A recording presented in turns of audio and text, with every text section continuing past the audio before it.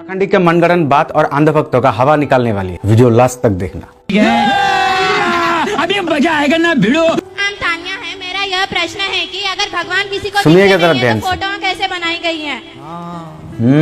भगवान दिखते नहीं है तो फोटो कैसे बनी? हाँ हाँ अच्छा, जब चोर को पुलिस पकड़ना चाहती है ओके और कोई चोर को देख लेता है तो पुलिस फिर उसको बुलाती है कि भाई बताओ चोर का हुलिया कैसा था।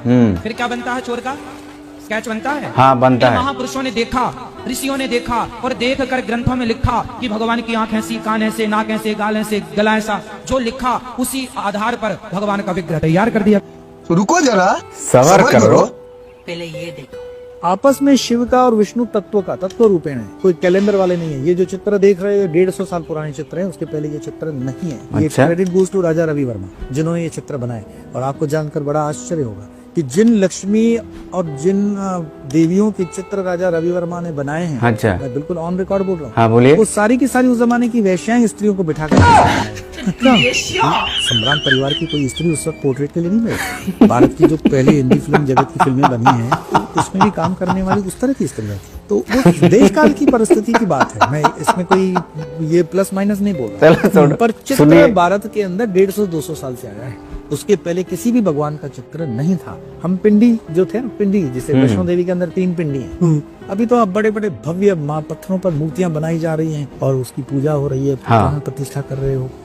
हमारा कंसेप्ट ही नहीं है, सनातन का ये कंसेप्ट नहीं था। राम को भगवान मानने हो तुम? कैसे? हाँ, किसने माना राम को भगवान? बताओ। इंसान है वो, इंसान का पैदा हुआ था ना, वो दशरथ का पुत्र था, दशरथ का पुत्र था ना वो। तो राम भगवान कैसे होगा भाई? मेरे को बताना। अरे काय का भगवान यार, कमाल है। भगवान मर्डर करता है कहीं? ऋषि को उसने मारा, बाली को उसने भाई मारा। ये बात अगर मैं बोल देता ना तो मेरे ऊपर एफआईआर हो जाता।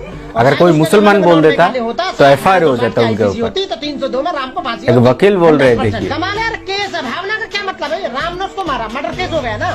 तो मैं प्रभु राम के जितने भी कर्तव्य कार्य थे तो वो भगवान के काम थोड़ी थे। और फिर दूसरा नंबर मेरी समझ में ना आ रहा, पूरा कुनवा ने भगवान का ठेका ले रखा।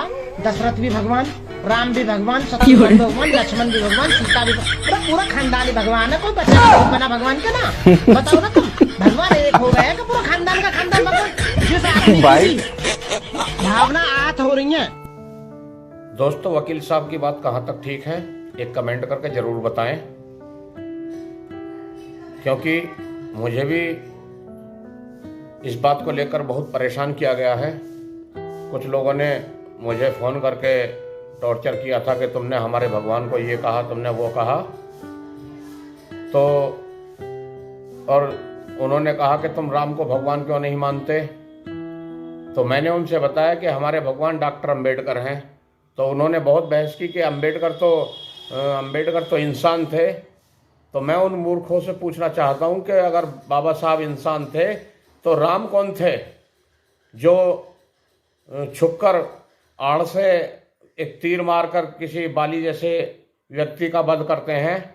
अगर बाबा साहब लाखों करोड़ों लोगों को जान और संतान को दांव पर लगाकर लाखों करोड़ों लोगों को मान, सम्मान, स्वाभिमान, शिक्षा, धन संपत्ति दे सकते हैं, और दूसरी तरफ दूसरे भगवान दूसरों को एक औरत के पीछे हजारों लाखों कत्ल कर सकते हैं।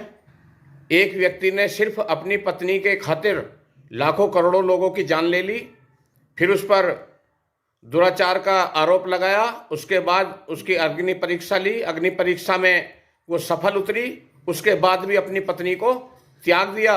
और दूसरा इंसान जिसने पूरे भारत की महिलाओं को मान सम्मान से जीने के लिए हिंदू कोड बिल के नाम से कानून बनाया और उन्हीं की खातिर एक मंत्री पद से इस्तीफा दे दिया।